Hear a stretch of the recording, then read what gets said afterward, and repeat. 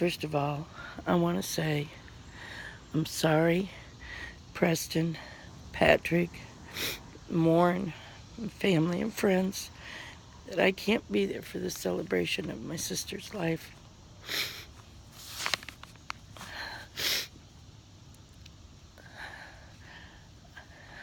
I had a commitment,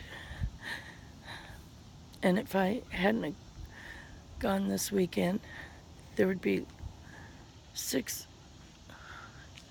little kids that could not have gone to camp because I wasn't there for them.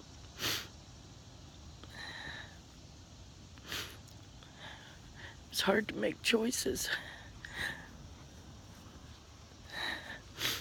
but I know Bonnie would have wanted them to go, and she loved the kids even though she would get on them.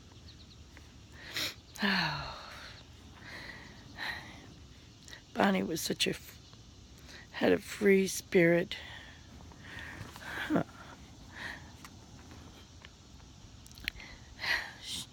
She dressed as if she was still back in the 60s.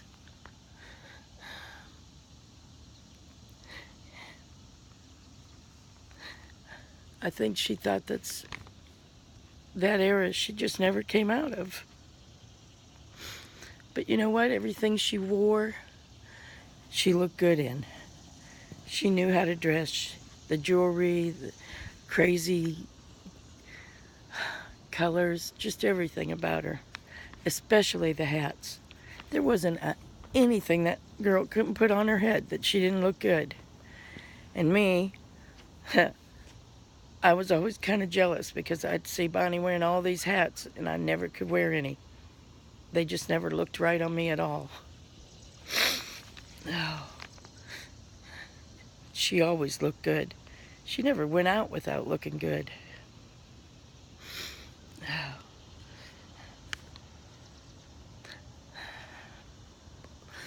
I lost my sister to a terrible disease called cancer. And I've never seen anybody fight as hard and as with such a positive attitude as Bonnie did. But that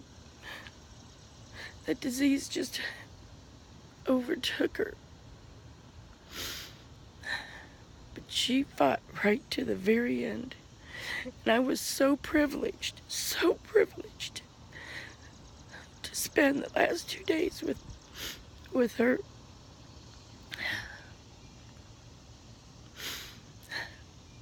And for her to be so bright and so with it and telling me what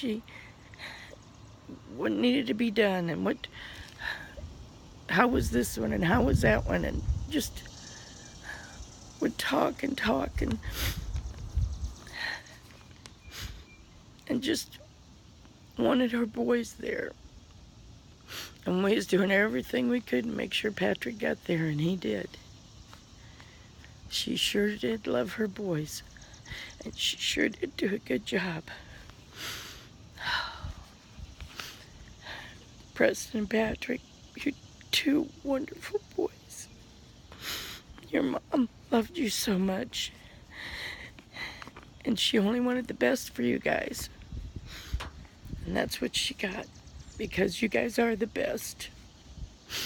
When we were growing up, Bonnie was like my little shadow. Oh my gosh. I know Warren can vouch for this. Everywhere we went, there she was, right behind us, walking and going. Matter of fact, she got so close to us. Well, close to me. And I was in the cadettes, and Bonnie was little yet, so she wasn't in there, although she wanted to be, and she did. She stayed longer than I think anybody ever did in the cadettes, like 13 years. But my shadow was right behind me, and I'm practicing with the baton, which I never became a majorette. I fell in love with the color guard, and that's where I stayed, and that's where Bonnie went too, was the color guard. We had big mouths and we were good at it. But anyways, she was close to me. And the baton hit her in the lip, busted her lip, and needless to say, I was the one that got in trouble, although I kept telling her to get back out of the way. You know, blood and fat lip, it's not your own fault. It's whoever did it to you. Oh, was she stubborn. She was stubborn, and she was an original Carrot Top. When she was little, she was the cutest little girl. She had this carrot-colored hair with little freckles across her nose and her cheeks. She was so cute. But her temper wasn't as strong back then. As she got older, it got stronger. And you never went anywhere that somebody, if they upset her, she didn't let them know. She would absolutely let them know. Yeah, she'd let them know, all right. You might be a little embarrassed, but you know what? She was usually right. And she spoke her mind, and she let them know it. Especially in customer service. You know, she was like, this is customer service. You got to treat people right. And she let them have a piece of her mind. And sometimes she let them have her whole entire mind. Oh, I think that bird's trying to talk to me. It's so beautiful out here.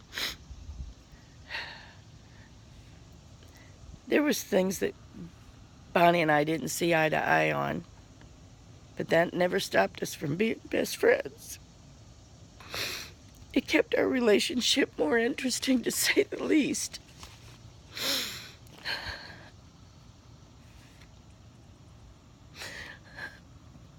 When my son John died, Bonnie was there. She was there with me through the whole thing. She helped to take care of things that I couldn't do at that time. And she helped me. And I remember when the viewing was over, I grabbed her so tight. I put my arms around her. And I said, Bonnie, don't ever leave me. Don't you dare die or leave me. Do you understand?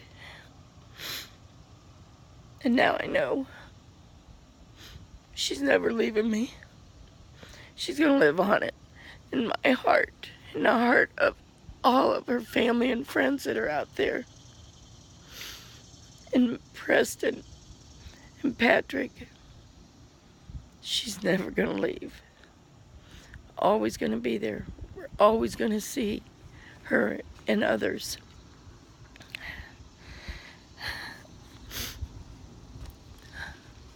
I promised her I'd be there for you boys. And I wish I was there right now. But I want to tell you, your mom loved you. And I love you. And anything you ever need, all you have to do is call, text, video, anything. And on that note, I'm going to say, I celebrate Bonnie Lynn Houghton Riley's life, because she lived it to the fullest. Thank you. There are so many more things I could say and tell about Bonnie, but I don't have to. She's left her legacy. I love you, Bonnie. Bye.